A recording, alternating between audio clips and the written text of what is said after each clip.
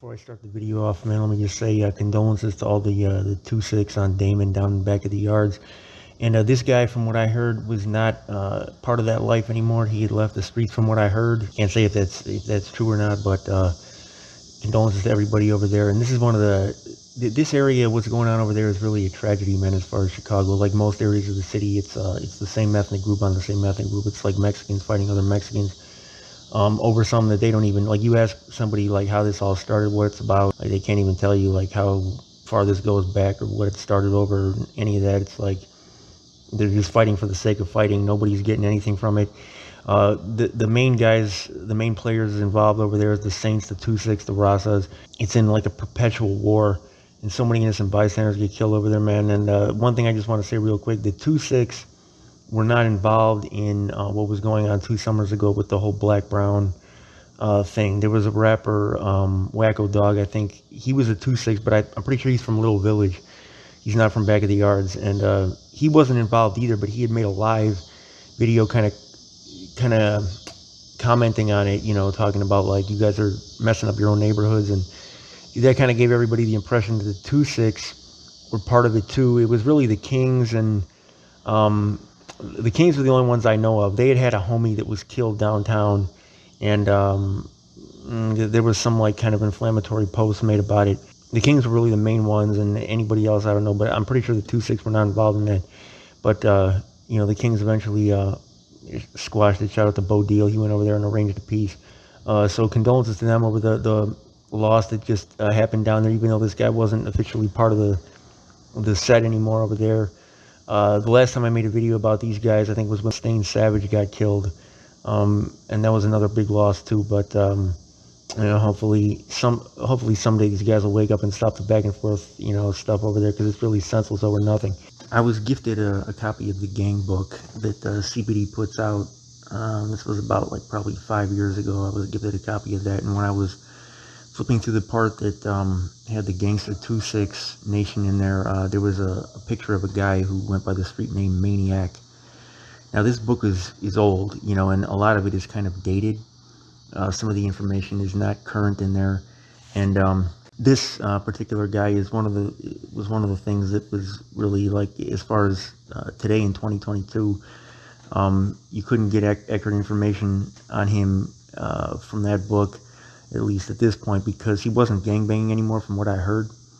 And I admit I don't know his close family or anything like that, but what I heard was that he had left the gang life behind and was no longer claiming Gangster 2-6. His name was Jose, but he was shot and killed 5 days ago, nevertheless, over on 48th and Walcott, which is right in the heart of a very violent area near Back of the Yards. You can see from his face tattoos that he was formerly, at least according to CPD, in the gang life, or a documented gang member, but at least from what I heard at this point, wasn't anymore. So rest in peace to Jose, man. Hopefully back of the Yards won't turn up behind this. Who did it, I don't know. It could have been personal. It could have been, mistaken identity. It could have been other stuff, but I'm not going to point any fingers. You guys know I don't do that anymore. But that's an area of the city where so many, with just the after effect of some of this stuff, especially a guy like him,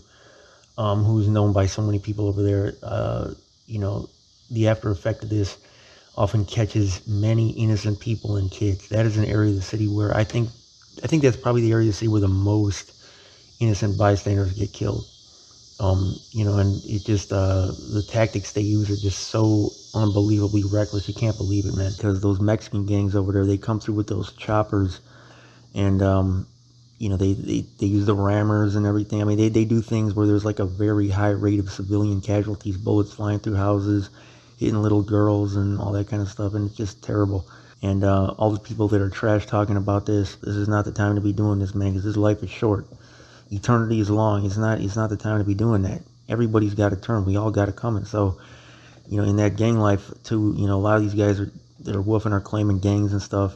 I'm not going to send anybody their social media accounts by naming them, but it's the usual stuff, after this. And then when it's them, okay, then you see the guys on the other side doing it to them. I'm glad, though, that he made the decision to leave. If that is accurate information, and again, I'm not standing on that, but if he did make the decision to leave, I'm glad that he made that decision before it was his time to go, because nobody wants to leave this life a gang member. His family, condolences to them, because that area is an area I feel like it doesn't get a lot of attention, especially like even on the mainstream news, but especially in this Chicago blogging scene, they really don't cover like the Hispanic stuff. Really not too much of that at all. It's like Von and Duck, and no disrespect to King Von or Epic G Duck, rest in peace to them. Condolences to their families too. They're just as important as anybody else. But you look up news on Chicago, it's like 90% Von and just rappers, like rap stuff, and the main violent stuff that goes on here that really like causes a lot of pain to a lot of like kids and families. It doesn't get covered because it's covered up by all the rap. But anyways, I'm going off on a tangent. I'm moving on to some other news. We also had a woman killed, and this was also during the same, not the exact same time period, but also about 5 days ago. Her name was Melissa. She was 43 years old. She was shot to death in the 4600 block of Northwestern in the Lincoln Square neighborhood, which is very close to home, man. It's just a little bit north. It's actually not that close, but north side. And that is typically a sweet area. Very sweet. Lincoln Square is one of the areas where you should move if you're trying to get away from the violence. And I say that, and I stand on that despite what just happened to her. This kind of thing is rare over there. You almost never see Lincoln Square popping up on the homicide reports. Why she was killed, I don't know, but it is at this time, according to information from the police, believed to be a murder-suicide. She's not the one who committed the murder. Somebody else is believed possibly to have done this. And if I can get more information on that, I'll give that to you guys. But it is believed at this time to be that. So rest in peace to this lady, man. And, again, hopefully more information will come out about that. This is one of the teens that was killed. He was a 15-year-old named Benjamin. He was shot to death in the 2400 block of South Trumbull in the South Lawndale neighborhood on the west side on August 17th. So if anybody's seen or heard anything about this, you can submit it anonymously to cpdtip.com, or you can contact me if you don't want to go directly to the police yourself, because these teens, I know that this is the age when a lot of killing happens. It does happen. The average age of a killer in Chicago is 15. As far as what this kid was involved in, if anything, and I don't know if he was involved in anything. Haven't heard anything about that, about him being involved in any gangs or anything like that, man. But our condolences to his family, because that area too, like back of the yards, is a very hot Hispanic gang area. Okay, between like the Kings and the 2-6 and all that stuff. Now there's a lot of personal beefs over there that go on too, and just random crossfire. The wrong people get killed all the time because the gangs over there, they do that color stuff. I had done the video on my other channel about the SDs that killed the guy. They've killed so many neutrons over there, man, like just for wearing the wrong thing, having their hat banged to the wrong side. These guys turn out to be like total neutrons, and it's just sad and pathetic, man. But that area is not an area you want to raise kids. If you live in that area and you got kids, it's time to go, period, point blank, because they come up in the schools over there. I can tell you firsthand, they're going to be pressed to join gangs, and if they're not personally in a gang, their friends are going to be in a gang, and it's either hang out with nobody and just be a loner, or have any friends at all and then be a target. And even if you do go it alone and just like say, I'm not going to hang out with anybody, I'm just going to be a loner because everybody's gangbanging, you're still going to be from somewhere, and wherever you're from, you're going to be a target because of that. That's one of those areas. All of Chicago is not like that. Like, that's the extreme, and that area is one of the like extreme areas that's like that. So I don't recommend living there at all, especially for like why any Mexicans that just come here to the U.S. settle in that place when you can get a place for the same price in another part of the city. But I mean, you don't have to live there that long to find out. I mean, that ain't the spot. Period. Rest in peace to Benjamin, man. It's always tragic, like, because this kid is high school age. When as a former employee in the CPS high schools, man, when you would hear about kids getting killed, like kids that age, it just blows your mind. Like, you don't even know how to react. And I know somebody's going to be getting that news pretty soon because school's about to start. Somebody that had him in class last year isn't going to see him this year. Then we had a guy who reportedly was a really loving and good father, active in his kids' lives, a guy named Anthony. He was 32 years old, and he was shot to death in the 3100 block of West Huron in the Humboldt Park neighborhood, another very violent spot. Although that area is like, it's just at the edge of where it's starting to be gentrified. You go a little bit east of there now and it turns sweet. I would say anything east of California, you start to get into like sweet areas. So he's only like a few blocks into like the dangerous part. That's one of those areas where you can easily get caught like mistakenly in the wrong spot. And I didn't hear ever of this guy being involved in anything.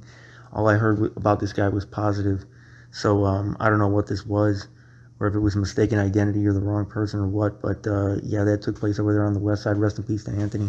Then we had a guy who I am 99% sure I've seen this guy or know this guy from somewhere, possibly by a different name, because he looks super familiar. I know I've seen this guy before. His name was Neil. He might have been a student of mine like way back in the day. That's what I'm thinking, because he's about that age where I would have had him in class like when I was just starting off. He was 32 years old and he was shot to death one day ago in the 1100 block of North Ridgeway, again in the Humboldt Park neighborhood on the west side. And that spot right there is a little bit hotter than the spot where Anthony was shot. That's a little bit deeper into like the danger zone over there.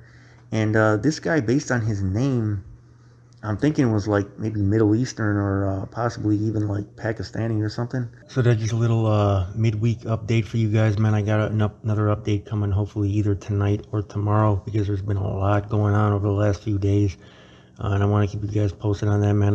I've missed a lot of time, and trying to get back in the game here, man. Let everybody know if you guys can about the new channel, because people have been looking for me. I've been seeing anybody, whether they're a supporter, whether they're hating, no matter what they're doing, man, let them know, because everybody's welcome, man. And thanks guys for tuning in, for subscribing, for showing love. People that show hate too, thank you guys too. I mean, everybody, man. The hate keeps you humble, so I'm not complaining about none of it. Your boy Winnie City Report. I'm out.